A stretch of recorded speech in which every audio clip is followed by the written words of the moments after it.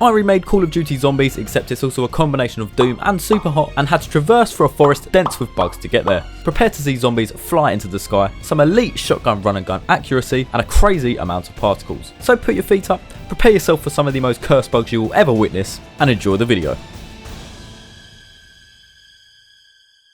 Hey guys, Blakey here and welcome back to another video. So one of the most important things to establish in this project was to have some sort of ragdoll system we could use when shooting our enemies, just like in any zombies game. This allows it to look dynamic and relatively realistic. So let's give ourselves some movement, which is pretty much the same system I use every time, because at the end of the day, if it ain't broke, don't fix it. So before we could model a character and rig it, add materials, all of that stuff, I wanted to nab a random model online and just see if we could get a ragdoll working. Is it possible? Do I have the capabilities for it? So I found this guy with some really questionable eyes. And decided this man right here, he was going to be my guinea pig. We're going to call him Jerry. I feel like that is appropriate. So using Jerry's pre-made limbs and joints, I created a simple ragdoll that could flop onto the floor. Unity literally has a create ragdoll UI box, which saves some of the legwork for me. But let me tell you right now, this UI box did not do me any favors later on. You'll see. But let's not get ahead of ourselves. You can see that as of right now, this doesn't actually look that bad. In fact, I would dare even say good. We can adjust some settings and he's not completely folding over on himself. His bones are intact. Oh god, apart from that angle, that's not a pretty sight. Let's swiftly move on from that. But look, he can officially flop to the ground and it doesn't look awful. We've had worse starts to a project on the Blakey channel, that is for sure. Bean then decided to rise above the human race and ascend to a higher plane of existence. Okay, well that is pretty much all you're going to get for normal progress in this video.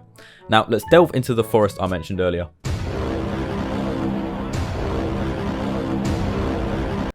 So these are coming from trying to ensure this ragdoll could stand up, and this is because I wanted to get to a point where I could incorporate movement with an active ragdoll. So it essentially took a lot of tightening screws and making joint movement tighter to ensure he's not so bendy. Because at the moment, as you can see, my man is leaning. He's leaning. As I got closer to my goal, I was using a cube to see how Jerry would interact with the world around him, and to be honest, it was pretty good, aside from the obvious T-pose. So now, it was time to see if we could incorporate a walking animation, an active ragdoll, and movement towards the player. So on paper, it makes sense. We create a separate character without the ragdoll, give him animations, and then combine the animations of Jerry 2 with the ragdoll of Jerry 1. In theory, we should have something that looks pretty good. Honestly, it's not the worst thing I've ever seen. So what happened next is, I got ahead of myself. I created a script for some rigid body movement, and that is when I realised, my friends, my luck had run out. So initially, we created some sort of supreme being who ignored the very physics that placed him here. Then we created one of those long balloon things that look like they're dancing from high winds.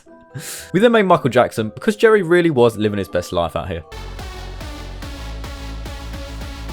So from this point, I put movement on hold because that was clearly going to require some more time. I wanted to see if we could spawn in a ragdoll after shooting the zombie, given the effect that the zombie had died and lost control of its limbs. As you know, that is how it would happen in real life. I also wanted to add a force to the zombie to emphasize the power of the gun, because we have to go the extra mile on the Blakey channel. Friends, I am locked in the cringe position. So that same movement script from earlier, I applied this to a normal Jerry with no ragdoll, and it worked fine.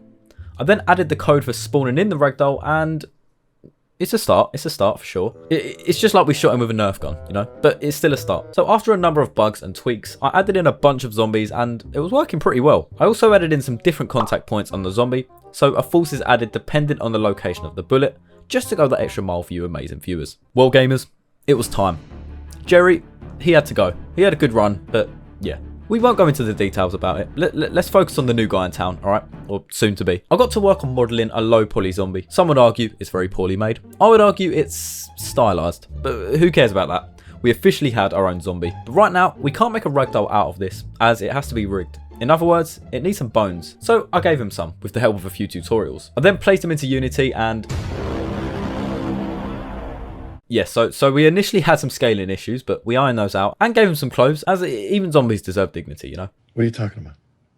Now, it was at this point in development that I encountered an inhumane number of cursed bugs, visual issues, and just unexplainable moments. The amount of clips you're seeing right now is not even 10% of the things that I saw. It was 3 AM. I was witnessing truly disturbing things.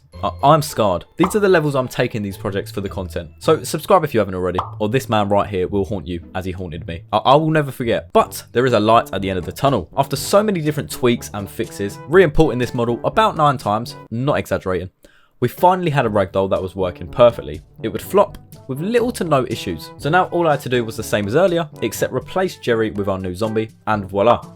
A walking zombie that then transforms into a ragdoll and gets shot. Maybe a little too hard for my liking at the moment.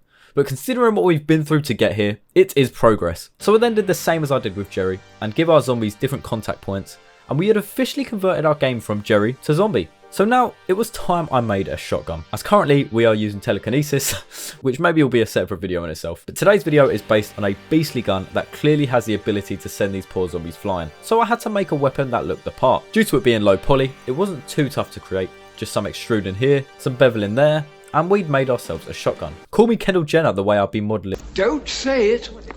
Let's move on. So we brought our gun back into the project and placed it in the desired position, and this alone gave the game some flair it never had. But it is a little, rigid. Let's add in some slight weapon sway and a little fire animation.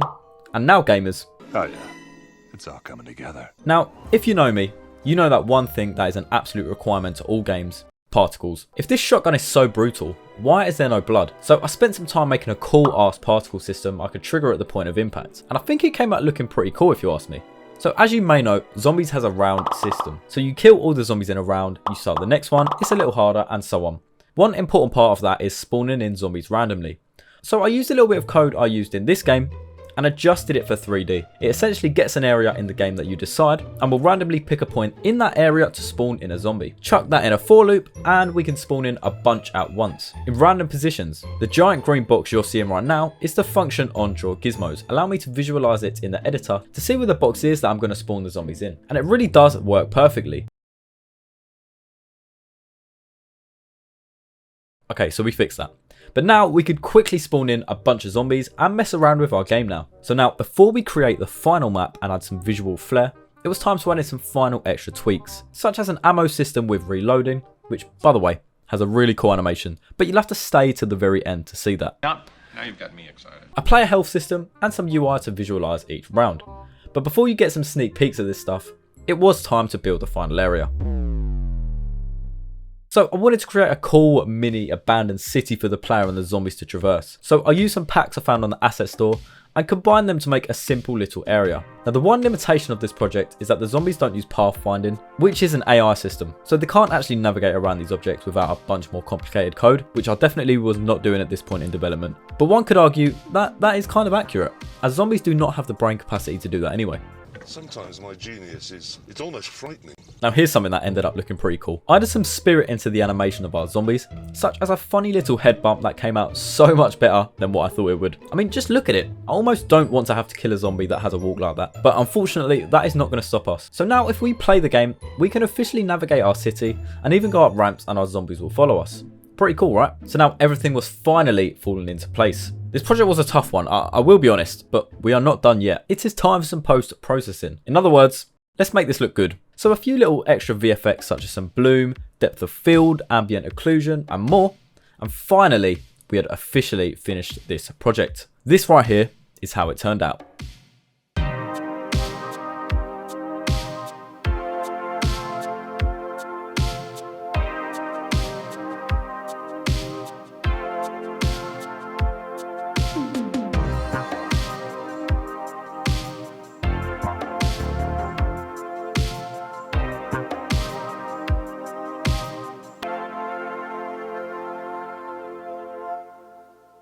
So gamers, we had done it. Our treacherous journey through the forest had come to an end. If you want access to this project or some of the scripts from it, go and check out my Patreon down below.